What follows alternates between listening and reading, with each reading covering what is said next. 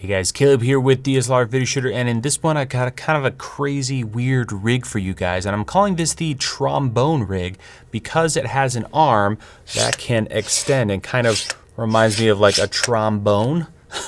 Now this sounds really weird, but it's actually got a ton of versatility, and I'm really glad I kind of figured this out on the fly while building another rig for a future video. So let's break down what this thing is, how it works, and why you might want something like this. Here's an overhead of the rig. I'll have links to all the parts and we'll go over them here in a second, but I wanted to show you from a top-down perspective what this thing can do. So I've got a cage on my A7S III here and an arm off to one side that can extend and collapse and be fully locked. There's also so many ways to adjust this thing, up and down, rotating here as well as here, and there's just a lot more you can do. But the main reason this thing is amazing is going to be stability. So traditionally when you're holding a camera, you're kind of doing this number, and then when you're focusing, there's a lot of yaw action, and this just isn't as stable because all your hands are in one kind of area.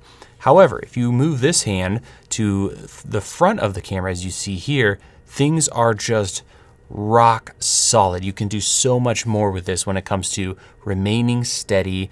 And there's another trick feature with this thing. I can loosen this knob by this handle, this knob up here, loosen the actual arm that can slide, and now I can move this thing to a lower position and actually have a really comfortable EVF stance. So I'm gonna snug up this arm right here as things rattle around, and then I'll snug up the handle down here, and we'll finally snug up the knob up at the top here. Here's what things look like from the top down perspective, again with that giant arm. And now I can very comfortably film like this for a lot longer than having my arm up here. I can still tuck my elbow in, and it's just super duper comfortable to be able to film like this. Obviously this looks super weird, but when you get older, as I am, you start to really appreciate things that are ergonomic and make your back and arms and shoulders feel better. Another thing I love about this rig is you could have a 70-200 with a matte box and still comfortably be able to go into a handheld mode with this guy. Because it extends so far out, you just have so many lens options, and of course you can then just snug it up when you're using something shorter or even giant like this 35 f1.2. Okay, so now let's go over the parts needed to put this together. I'm gonna show you the parts I used as well as some alternative parts if you wanna customize this for yourself. So the first thing you're going to need is some kind of camera cage. Here I have a small rig cage on top of the A7S III, and you'll notice on the side here it has a built-in NATO rail. You'll need that, or you'll need to add your own NATO rail. So here I have a small one that you could purchase and bolt onto the side of your cage. But you need something to attach on the side of the camera here. The next thing you're going to need is a way to get a rosette on the side of the camera. So for this, I went with one of these guys here, which is a NATO to rosette adapter.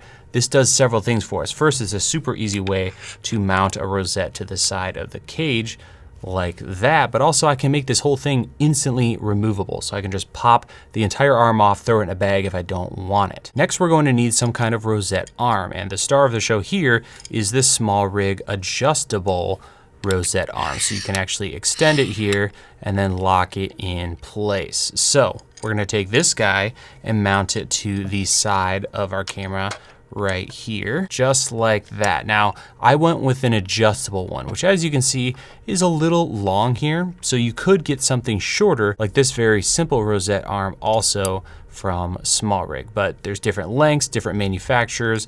These have 1/4-20s on them, so you can mount even more stuff, which is kind of cool. Or you could actually put this before this arm to move it backward if you had smaller lenses. And here's what things look like with the shorter arm on the side. This is really going to work well for shorter lenses. So if you don't want that adjustability, you just need something a little more compact, this will do the same thing, getting that hand further from the camera, but super locked in. Lastly, you're gonna need some kind of left-hand handle. I have a wooden one here from Small Rig, but you could go with something else. Again, we have a rosette, so I can simply add it here and I'll be able to rotate it and lock it in place. If you don't want to go with a wooden handle, you can go with something like this, a simple black leather handle. This has a lot more gripping options because it's longer and it's lightweight because it's not made of wood. Here's what that looks like with the other handle here. You can see I brought the arm lower. Another super rock solid setup. I like how much more room there is on this thing. You can just grab it just about anywhere and get a nice solid setup. And of course, if you don't want it, you can simply with one twist of this NATO mount completely remove it, which is really, really handy. So now I'm gonna thread on the handle here just like that. And now we have our super rock solid setup. If you wanted to customize this further, again, you could go with a different handle. You could also use different rosette mounting options. So here is one from Knightsea that has a different kind of style, and there's other options and other brands, like here's a Condor Blue, again, a NATO attachment point. Here's one that actually attaches to 15mm rods. So if you use rods, that could be a good option. And here's one that simply bolts on with 2 captive bolts. That could work really well, especially if you wanted to add one onto the other side and add even another handle, which is another option you could do. It's a little intense, but you could add this guy, and this one from Small Rig has a really nice record button and a cable that can run to your camera. So lots of different options, and of course different arms. I'm using mostly Small Rig stuff for this build, but you could go with a ton of different brands on Amazon. So I'll have links to all that stuff in the description if you're interested. So that's really it, just a really simple way to get a super solid setup. Trust me, when you put this thing in your hands, it just is so much nicer than having to mess around with this number where you're holding the lens. Great for autofocus lenses, obviously, and you could rig this up with some kind of follow focus on your left or right hand.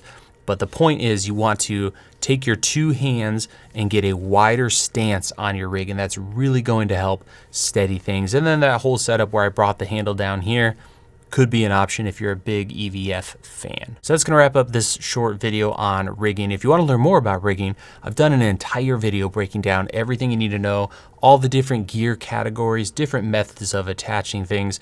So you can check that out. I also have several custom rig build videos. I've got a ton of information in those as well. So that's gonna wrap this one up. Thank you guys so much for watching. Hope you have a wonderful rest of your day, and we'll see you in our next video.